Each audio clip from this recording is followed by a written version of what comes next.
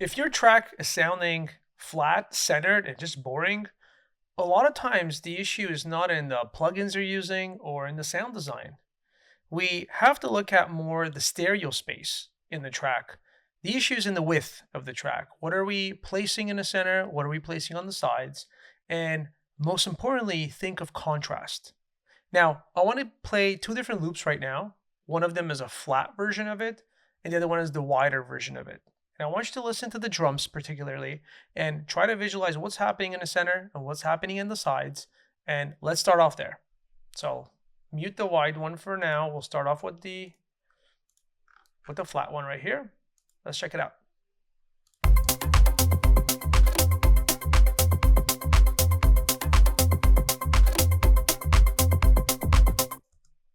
Now let's check out the wide version.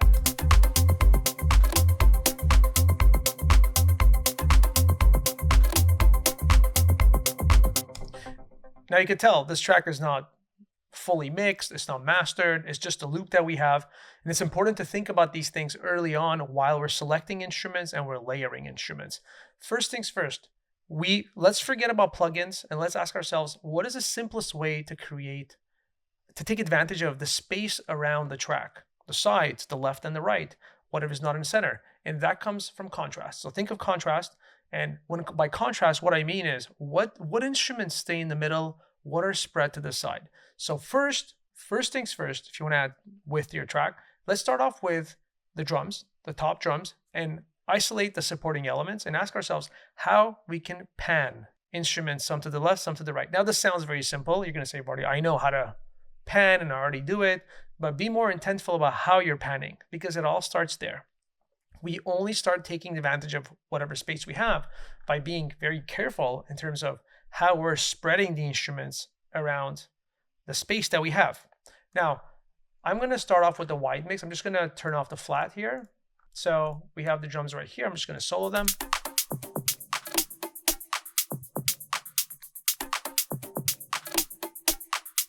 So it doesn't have a lot. There's not a lot of things that are going on, but what I have, I was able to create some space. What the space is allowing to do is allowing to make the drums, the composition a bit more interesting.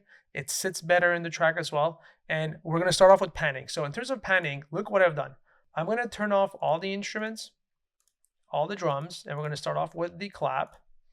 And the clap initially is not centered. This is a more centered clap. You might ask yourself, do I center a clap or do I pan it? Let's start off by panning it to the right a bit for now. And what I'm trying to do here is I'm trying to find complementing sounds in the drums and I'm panning them against each other on purpose to create a left and a right balance. And this is going to allow us to occupy a bit of the stereo space. See, I'm not talking about any tools right now. There's no stereo wideners. We're not talking about reverbs per se. We'll use those, we'll talk about those, but first things first, pan your stuff properly. So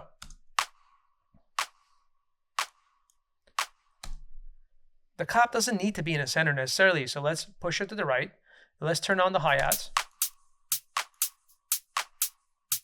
This could be a solution. It's not final, but the fact that we're kind of creating a bit of space in between them by pushing them to the left to the right helps a lot. Now remember, hi-hats are higher frequency, claps are a bit lower, so we're not actually comparing apples to apples and panning, but let's start off here. We might go back and revise if necessary. Let's turn on the tops.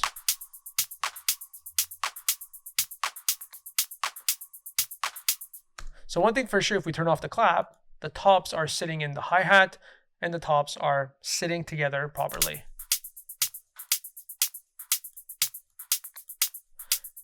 And let's see how they were before. A bit more flat, a bit more in your face, a bit more tight. Tight, not in a good way. Tight in the sense of like, it doesn't feel like there's space in between. So let's spread them apart.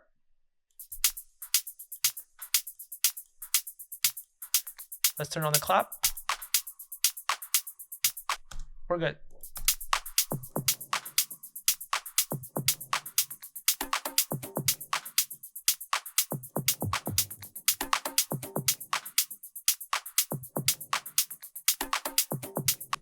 So when I'm panning instruments, what am I actually paying attention to? I'm checking the drums as one instrument, like one piece, and asking myself, is my ear leaning to the left or to the right a bit more than the other? This might indicate some panning issues. So we could even see it in the metering as well. But overall, use your ears. Just imagine, just close your eyes if you have to, listen to it, ask yourself, is while I'm spreading instruments, do I feel like I'm leaning more to the left or to the right? If so, let me pick an instrument that is leaned to the left, to the right, and just fix that, bring that back a bit to the center to balance it out just a little bit more.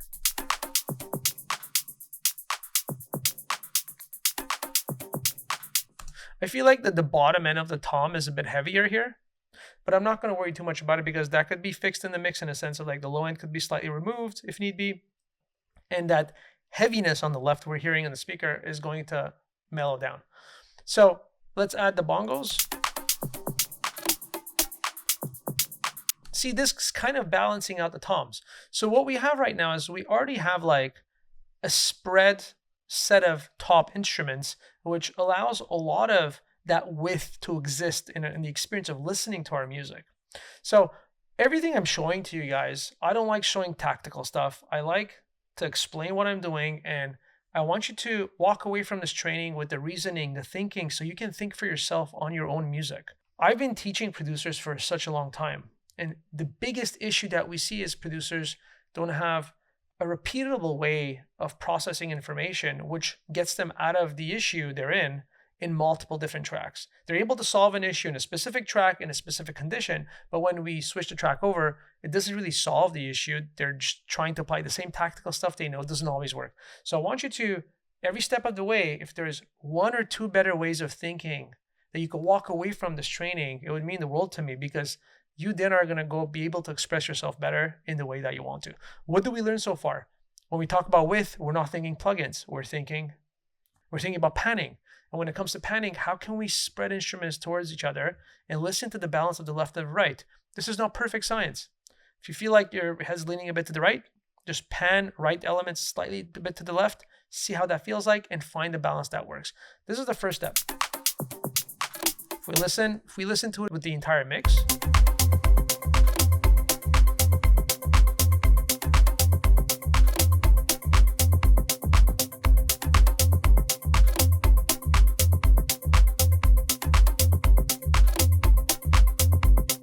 so far, so good. Now, remember I said contrast. How else can we contrast aside from panning? We can contrast by playing with mono and stereo. What do I mean by that? The low end of your track, so if we go in the master channel, actually let's just go in the group right here, the wide group. Let's put an EQ. This is not an EQ training, but I just want to show you something. When we put an EQ on here, we have low end information and we have mid and high end information in this composition, in this piece, in this production. So whatever's in the low end, anything below 120, 130, it's not a fixed science right here. We want to make sure that we mono it. So what that allows us to do is like the ear hears the bottom end monoed, and then it contrasts with the fact that the upper frequencies are spread. Monoing the low end not only helps you when it comes to mixing, when it comes to mastering, and your track translating well in a club, it also allows you to create that contrast between how your low end sounds, more to the center, strong, powerful, impactful, and anything above that starts occupying the stereo space. That contrast in itself creates that illusion that your track is wider. So how do we get there? Let's just turn this off. For example, we're in the drum channel, again, drums minus kick, and we apply an EQ. We go in MS mode. I've already done it here. I'll explain exactly what I'm doing. When you first put on an EQ, it's most probably in the stereo mode. If you're using EQ8, that's how you can do it. If you're using another EQ, most EQs have this option to split MS, mid-sides. So what you want to do is you want to go in the sides and you want to remove the bottom information. When we remove the bottom information from the sides, it's going to be hard to hear because my low end is already monoed.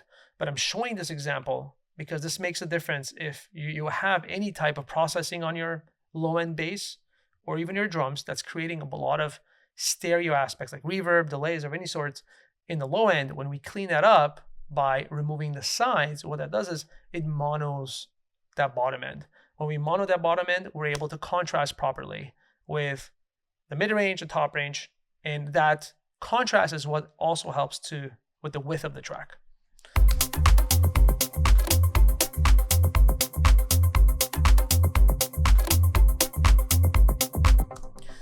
So once we've done step 1, which is panning, step 2, making sure we clean up the low end. You could do this early on in the production stage as well. It doesn't need to be only in mixing. We then ask ourselves, what now can we do to further expand the width of the track itself? This is when we start thinking of more advanced plugins.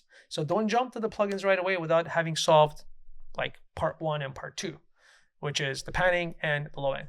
Now, I'm going to walk you through all of my channels and explain to you what I've done. And please walk away with the understanding of, this is what I've learned. I'm going to apply this in my music. I'm going to see how that's going to work out, right? Versus just the technicalities and the details. The details matter a bit less right now. I need you to understand what the thinking behind it is. There's a couple of ways to create space and help with the width of a track. First things first, we add reverb. The type of reverb you're using, for the sake of this conversation, is not that important.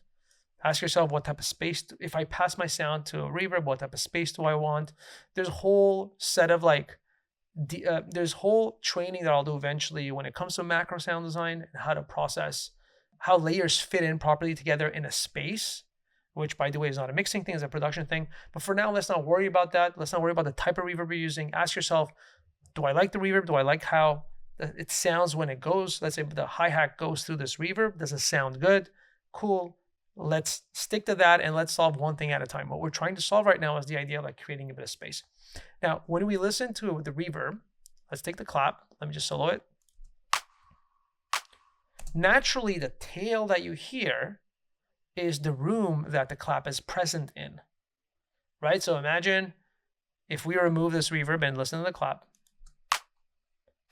It's very tight. It feels like there's no room in it, and that's okay. We add a reverb to it. Now this sounds good, but sounding good isn't enough. We need to assign that to a technical aspect of thinking to make sure that we get to the end of the track and the track sounds professional. We're placing the sound in a room of our choice based on the reverb. And what that's doing is it's creating the reflections of the sound hitting the wall and mapping out the shape of the space that we're in. Why is this important? When sound hits the walls, we're naturally observing width in a dry space. We're inputting a dry instrument, we're gaining space. So that space adds to the width. But don't try to solve width problems without panning first and cleaning up your low end and jumping to reverbs right away. Because you're most likely going to overdo it and you're going to be missing the fundamental piece that comes before it. Other ways of adding width, if we look at, say, the other channels, we could use widening tools. Like this one, for example. I'm just using Ableton's stock plugin. You could use other plugins to widen. Again, don't widen if you haven't properly panned. First pan, feel how it sounds. Yes, listen to how it sounds, but feel how it sounds.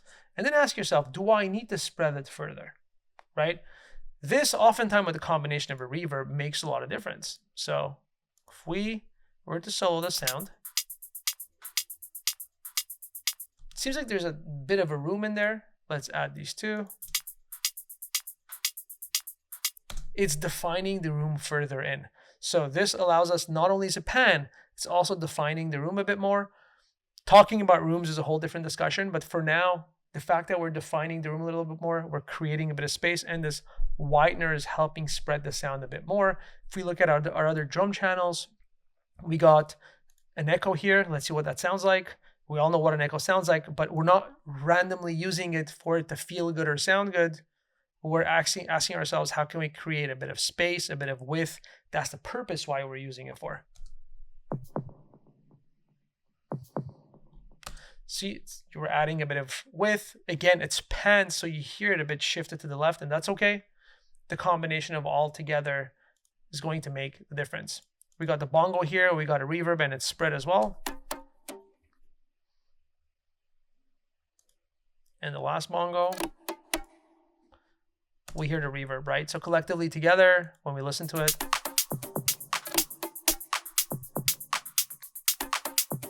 and then if we compare this to what the flat version sounded like, we gotta turn this on. So it's missing a bit of life, it's missing a bit of spread, it's missing a bit of the width that you want to capture in the track. So the important thing here to capture, there's a 3-step process here. I want to simplify the thinking and I want you to walk away from this remembering this. Step 1, ask yourself, have I panned my instruments for me to take advantage of the stereo space? That's number 1. Without having done that, it's not going to help. Number 2, have I removed the low end? Once we've removed the low end on the sides, we've monoed the low end, we've created proper contrast. Already in just these 2 steps, we're going to start experiencing width. Only then, let's start looking into adding widening tools, like whether it's echo, it could be chorus, it could be reverb, to give more shape and room to the sounds for the wideness to be more present. You could add stereo widener as well. And applying these 3 steps one after the other, like I've described, is going to make a massive difference in how you're approaching stereo width. It's going to reduce the mistakes you're going to do, potentially creating phasing issues. It's going to reduce that as well. And it's going to allow you to approach it more strategically and know how to proceed. And this topic will stop being too confusing to understand. And hope I was able to help you out with this. And if you're struggling with aspects of your production, we've been helping producers not only level up in production, but become professionals through the process. And we work with intermediate to advanced producers. We dial into their work. We try to identify where in their thinking they're going off, or where in their thinking we could find ways to optimize their decision making. And we could have a call. Again, we could just walk through, get to know each other, see where you are, see what your goals are, and see if there's any fit at all to be able to work together. Regardless, we know a lot of people in the industry we could point you to as well. So book in a call if you want to chat. And hopefully this was very helpful for you. If you have any questions, just go in the comments, ask them. I'll gladly take the time to clarify if something wasn't that clear. Love you all. Keep it up. See you next time.